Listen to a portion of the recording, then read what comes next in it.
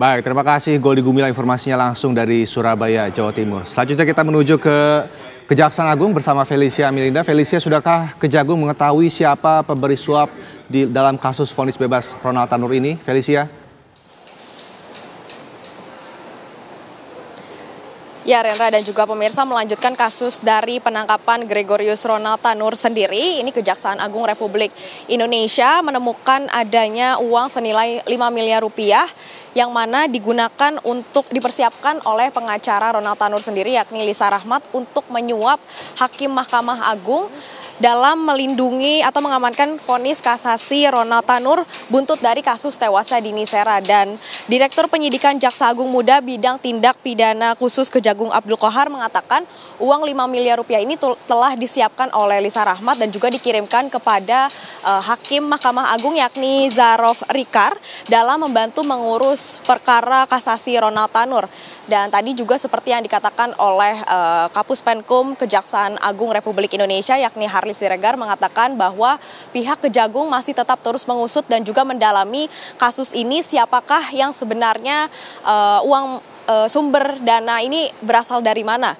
Dan tadi kami juga sempat mewawancarai secara langsung kepada Kepala Pusat Penerangan Hukum atau Kapus Penkum Kejaksaan Agung Republik Indonesia yakni Harli Siregar mengatakan bahwa untuk Gregorius Ronald Tanur sendiri ini saat ini statusnya sudah terpidana, yang mana mengacu pada putusan Mahkamah Agung yang ditetapkan pada Oktober yang menyatakan bahwa Ronald Tanur bersalah karena telah melakukan tindak pidana penganiayaan yang mengakibatkan melayangnya nyawa manusia.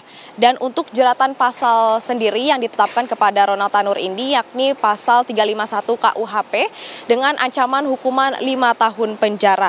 Dan oleh karena itu pemirsa, tadi menurut informasi yang kami dapatkan dari Kapus Penkum sendiri, ini Ronald Tanur juga sudah ditangkap yakni kemarin pada hari Minggu 27 Oktober 2024 pada pukul 14.40 waktu Indonesia Barat di kediamannya yakni di Pakubuwono Regensi.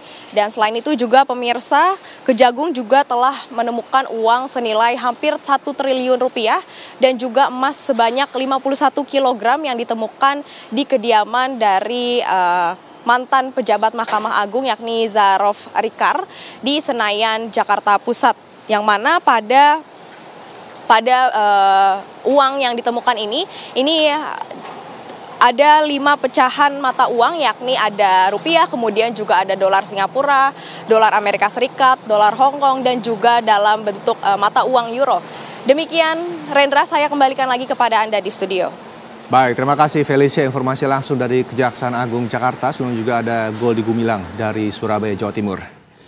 Dan pemirsa, berikut kami hadirkan kronologi dari kasus Ronald Tanur pasca putusan bebas PN Surabaya pada Juli lalu.